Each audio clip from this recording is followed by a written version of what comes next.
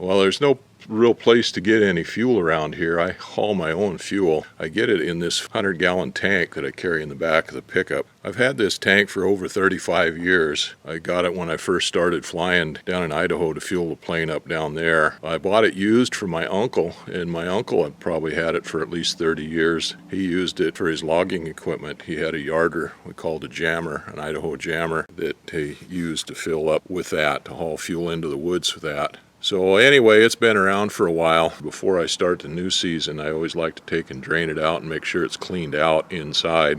Well, it's sit here for about 4 years now without being drained out, which is fine because the fuel in there keeps it stable. But I just dug it out and dumped the gas out of it. I got about 8 gallons of gas out of it. I'm going to filter that gas. Avgas, unlike automobile gas, is still stable. I'm not going to use that in the airplane, but I'm going to filter it and use it in some other things. I can use it in things that can still take leaded gasoline.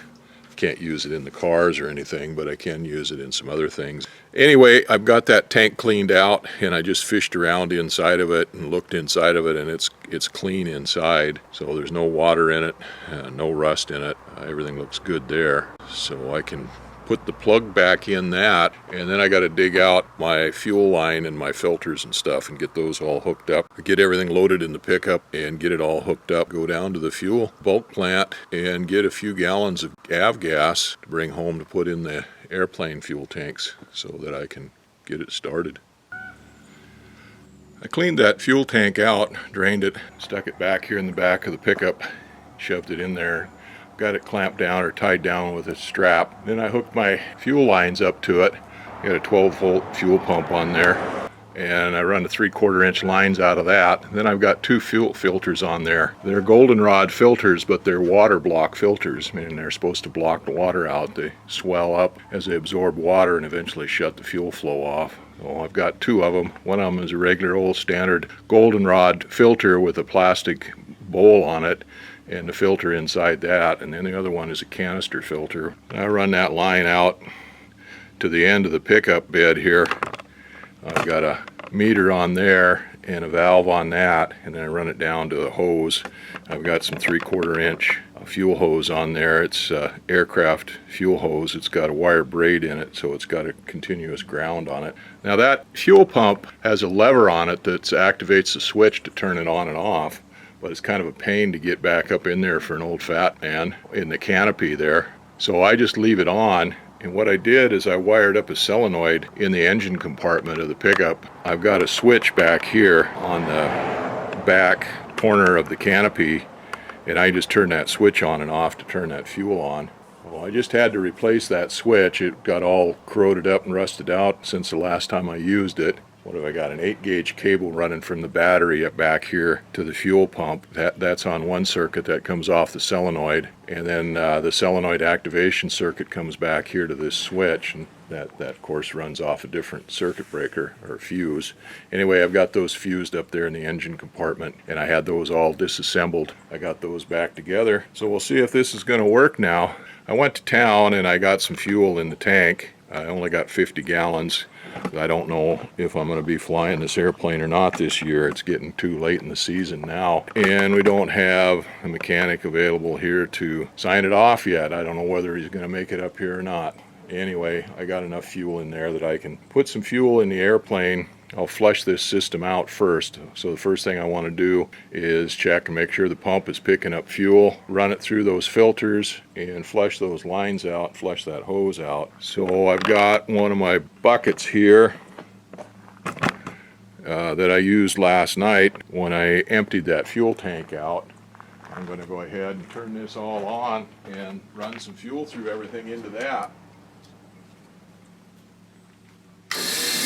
Okay, that's the first test, is to see if everything works. And we got that much working.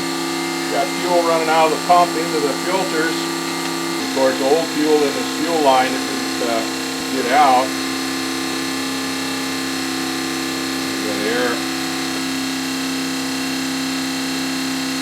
There it comes. Okay, that should be good. That should be good.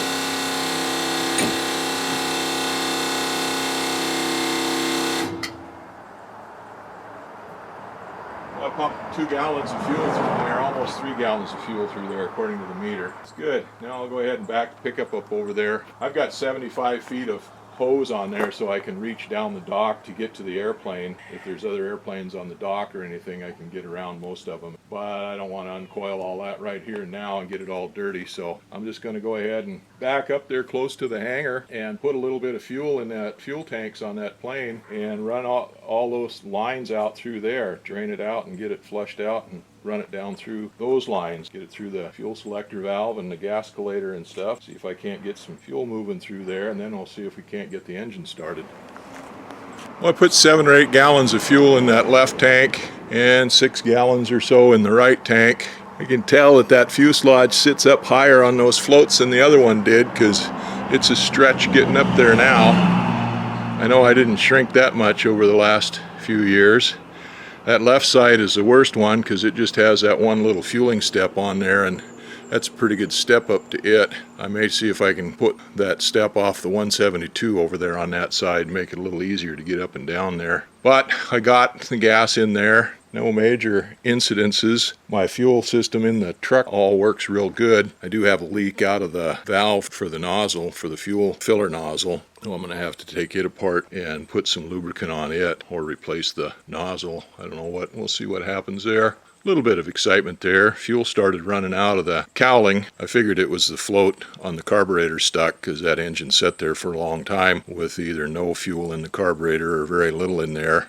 I thought I'd taken care of that when I had the carburetor off because I put some Marvel Mystery Oil in there and shook it around and made sure I had lubricant in there. But anyway, the float valve stuck open, and that's a common thing that happens if the carburetor runs dry. The float valve will stick and then fuel will come pouring out of it when you get fuel through it. But that means my fuel lines all work. There's no blockages in the fuel lines or anything.